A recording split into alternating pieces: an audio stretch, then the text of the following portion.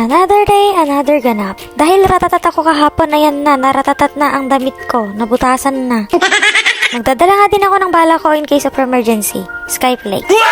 Papunta na nga daw yung service dito kaya sabi ko bababa na ako. Aabangan ko na siya sa may kanto. Abangers is real. Marami nga din akong appointment ngayong araw. Wow, kala mo artista. Nagmadali na din ako pumunta dito sa highway at baka maunahan pa ako ng iba. Pinalipad na nga din namin tong sasakyan at ayun na nga, nakarating na din kami. At dahil pinaplano kong magpabuhos bukas, kailangan ko munang i-ready yung mga papel. With matching color, ganon. Chinek ko na nga din isa-isa itong mga pinapagawa ko kasi magre-report ako ngayon sa management. At baka ako'y mag-isa.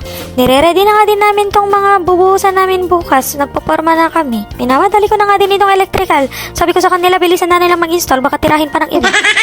Pinasimulan na nga din namin pamasilyahan itong kilinadingan namin nung isang araw. Sisimulan na nga din kami magporma dito sa kabila kasi magbubuhos kami bukas. At kapag na-delay kami, baka kami na ang buhusan.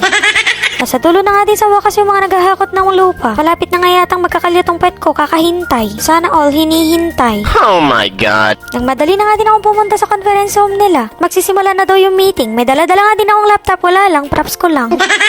At mukhang may recitation yung magaganap, o di kaya defense. Humihinga na nga din ako ng malalim at baka mag-isa ako, kagaya ng pagkawala ng kilay ko.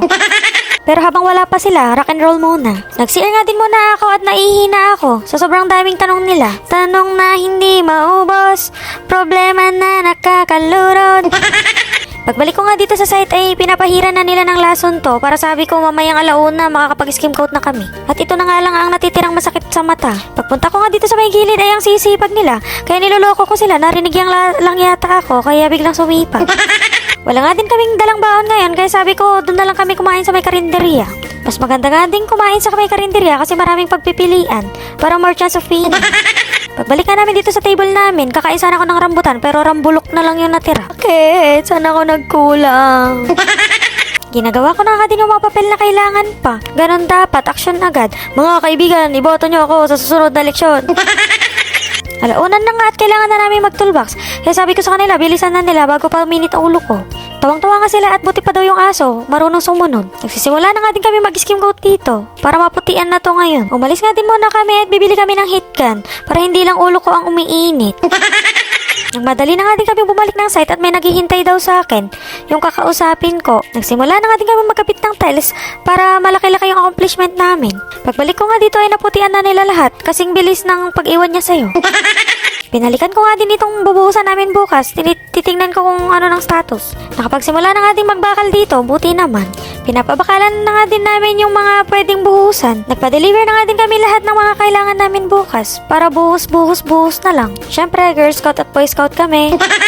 Pagka-CR nga namin ay sabi ko daanan nga muna namin yung isang model at may titingnan ako, may gagayahin ako.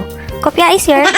Nagsimula na nga din sila magraba dito para mailatag na din yung mga bakal at nakaprepare na lahat. Pagsilip ko nga dito sa mga nag-aasintada at malayo-layo na din ang narating nila.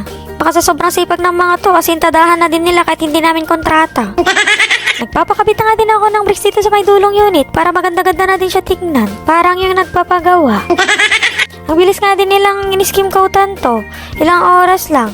Basta talaga sama-sama magtrabaho, mabilis lang. Walang iwanan. Pex man.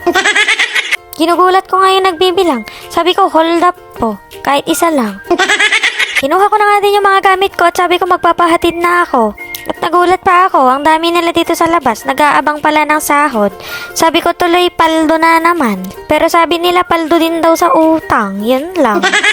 Tawang-tawa nga ako kasi hanggang tenga na naman yung ngiti nila. Nagpadaan nga din muna ako sa palengke bago ako umuwi. Pagka-uwi ko nga ay nakita ko itong parcel ko. Sabi nung nagde-deliver, itatago niya daw sa may bota. Pero kitang-kita naman. Amoy paapa nga. Yun lang. Bye!